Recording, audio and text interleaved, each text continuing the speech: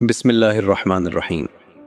اے محمد، ہمارے مقابلے ہمارے سب سے بڑے جنگجو بھیجو۔ ایمان کی طاقت تاریخ لکھتی ہے اور دنیا اسے جنگ بدر کہتی ہے۔ ریگستان کے بیابان میں ایک رات آئی جب ہوا بھی اپنا رخ بدل رہی تھی۔ مقام بدر پر دو لشکر آمنے سامنے تھے۔ یہ جنگ زمین کے کسی ٹکڑے کے لیے نہیں تھی بلکہ اسلام کی بقا کے لیے تھی۔ ایک طرف ہزاروں کا لشکر تھا جو طاقت، گھوڑوں اور غرور میں ڈوبا ہوا تھا، اور دوسری طرف صرف 313 جانثار مسلمان جو اپنے گھر بار سے دور صرف اپنی جان قربان کرنے آئے تھے۔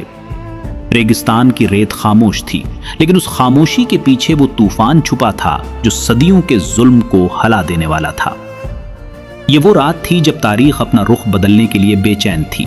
ابو جہل اپنے خیمے میں بیٹھا سازشیں کر رہا تھا۔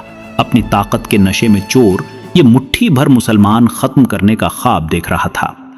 اس نے اپنے سرداروں کو جمع کیا اور غرور بھرے الفاظ کہے، یہ چند لوگ ہماری طاقت کا مقابلہ نہیں کر سکتے۔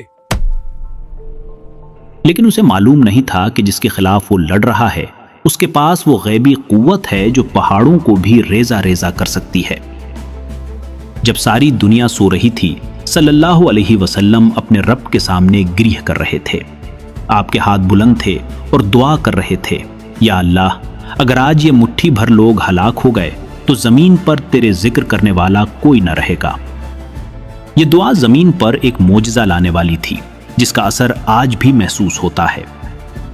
صبح کا سورج نکلا، ریگستان کی تپش نے دلوں میں حوصلہ بٹھا دیا۔ مسلمانوں کی صفیں سیدھی تھی، ان کے چہروں پر سکون اور اطمینان تھا جو صرف ایمان والوں کو نصیب ہوتا ہے۔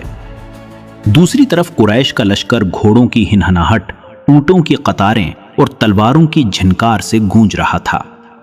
اتبا بن ربیعہ اپنے بھائی شیبہ اور بیٹے ولید کے ساتھ میدان میں آیا۔ چہرے پر غرور اور آواز میں حقارت تھی۔ اے محمد، ہمارے مقابلے ہمارے سب سے بڑے جنگجو بھیجو۔ یہ وہ لمحہ تھا جب پورے عرب کی تاریخ سانس رو کے کھڑی تھی، لیکن حضرت علی علیہ السلام نے قدم بڑھایا۔ زمین کانپ گئی۔ ہاتھ میں ذوالفقار تھی جو کفر کے پرخچے اڑانے والی تھی۔ کفار نے جب اس نورانی پیکر کو دیکھا تو ان کے حوصلے پست ہونے لگے۔ حضرت علی، حضرت حمزہ، حضرت عبیدہ اور دیگر صحابہ کرام نے دشمن کا سامنا کیا اور میدان نعرہ حیدری سے گونج اٹھا۔ تلواریں ٹکرائیں، چنگاریاں اڑے، اتباع کا غرور خاک میں ملا۔ اب انفرادی مقابلے ختم ہو گئے اور دونوں لشکر ایک دوسرے پر ٹوٹ پڑے۔ ریت کا طوفان اٹھا، دن کی روشنی اندھیرے میں بدل گئی۔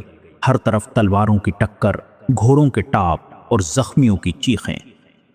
مسلمانوں کی تعداد کم تھی مگر ہر سپاہی 1000 کے برابر تھا۔ جب جنگ اپنے عروج پر پہنچی، مسلمانوں کے پیچھے سے 5000 فرشتے نمودار ہوئے۔ ان کے گھوڑوں کے پاؤں زمین پر نہیں پڑ رہے تھے۔